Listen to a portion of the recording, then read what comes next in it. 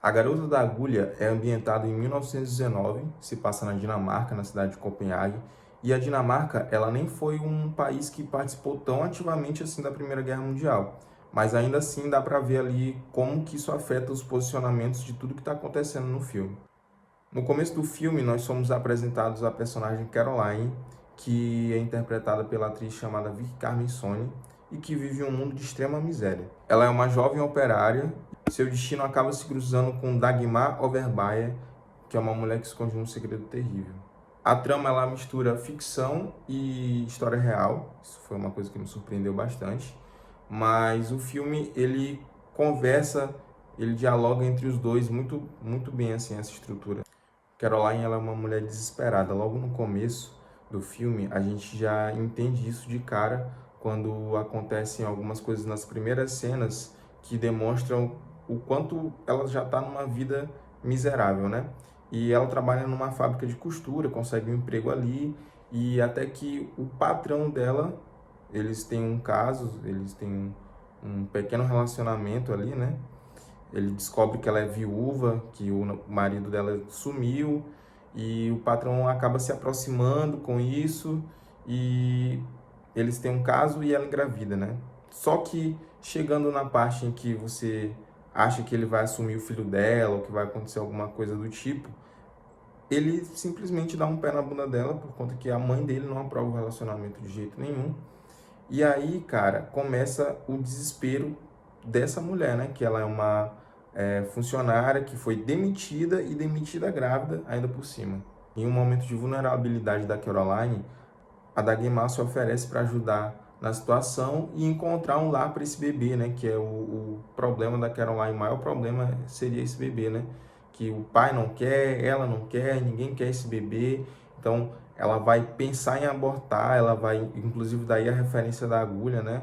Que ela chega ali num ápice bem perto disso acontecer e a Dagmar aparece de surpresa ali, tira ela daquela situação e fala, não, eu vou conseguir aqui um lar para essa criança. Além disso, também, esse nome ele faz referência a várias coisas que permeiam o filme, né? Quando a Dagmar ela tá encontrando a Caroline, ela tá com uma agulha enorme para fazer o aborto, mas também, se você perceber, a Caroline ela trabalha numa fábrica de costura, que também já faz referência a essa agulha.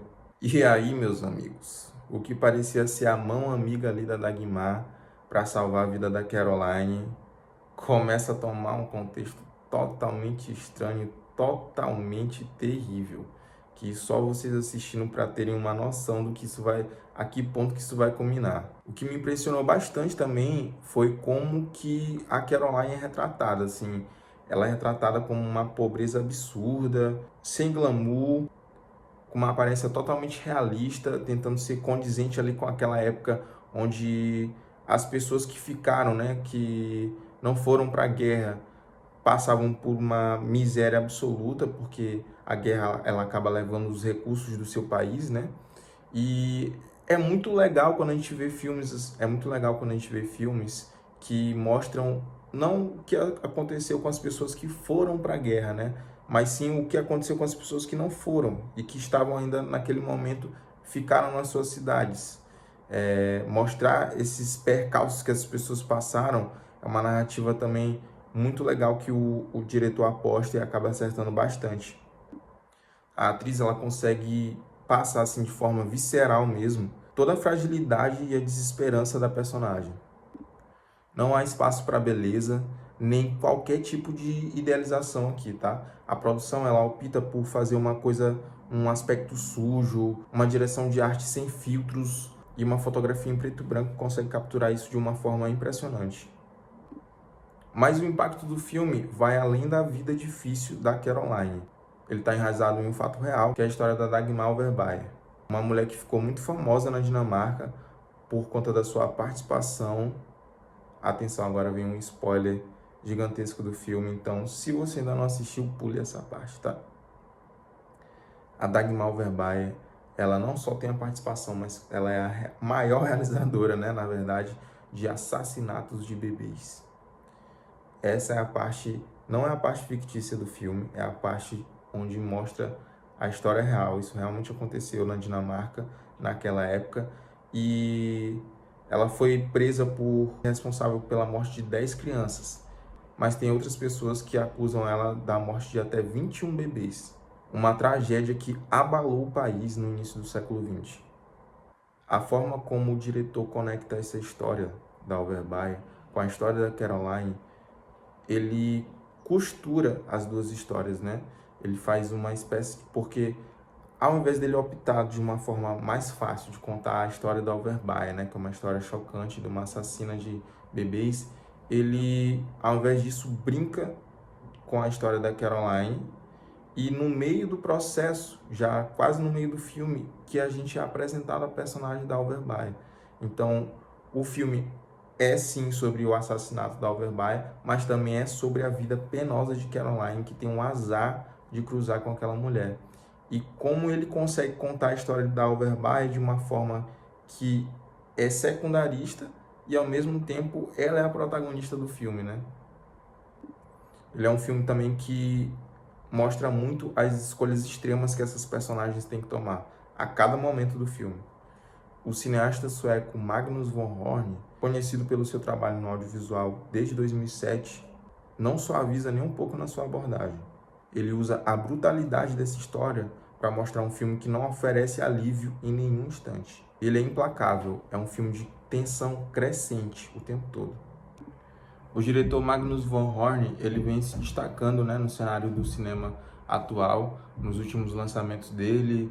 O último filme dele que ele lançou reverberou bastante, assim, fez bastante sucesso.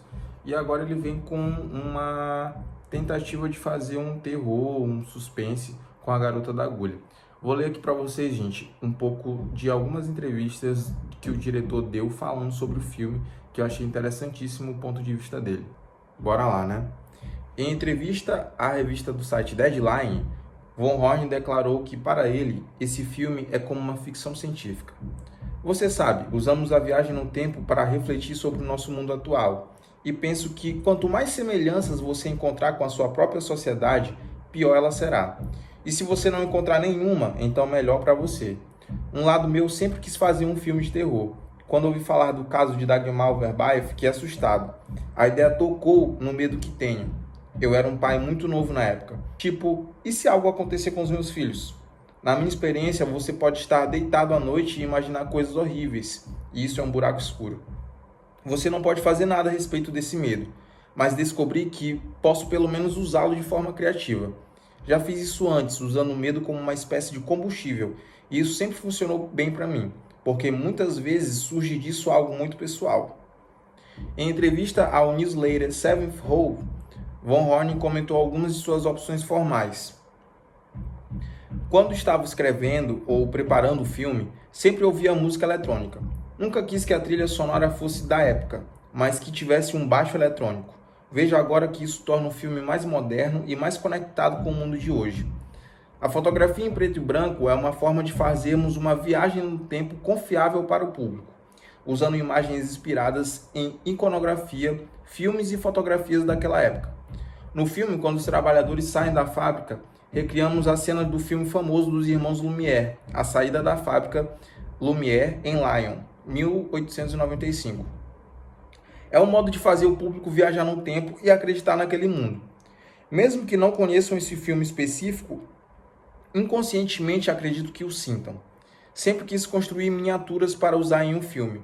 Construímos 30 ou 40 miniaturas de edifícios e filmamos. Nós os digitalizamos e os adicionamos digitalmente ao filme com efeitos visuais.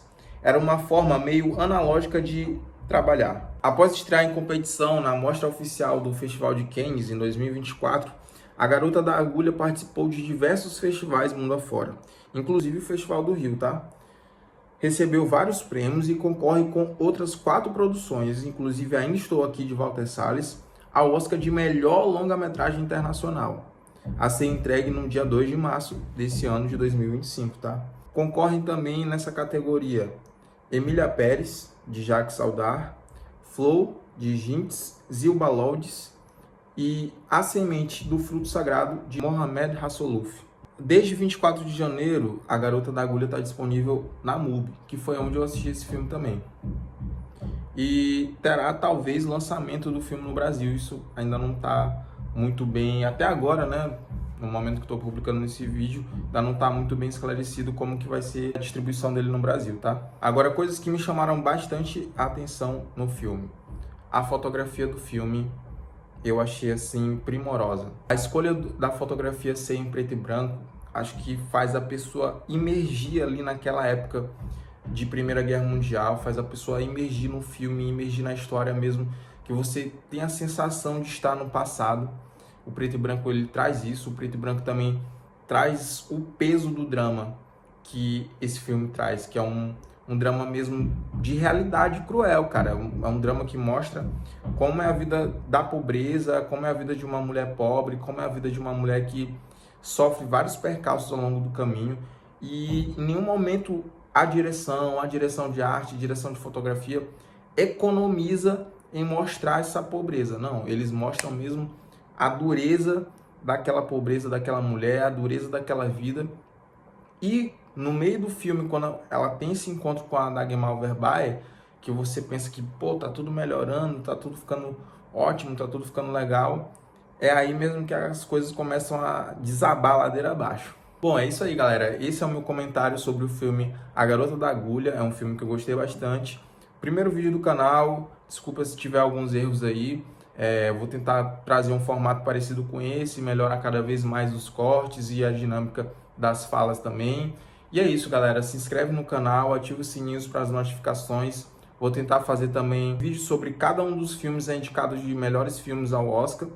E conto com a presença de vocês aqui, tá? Valeu!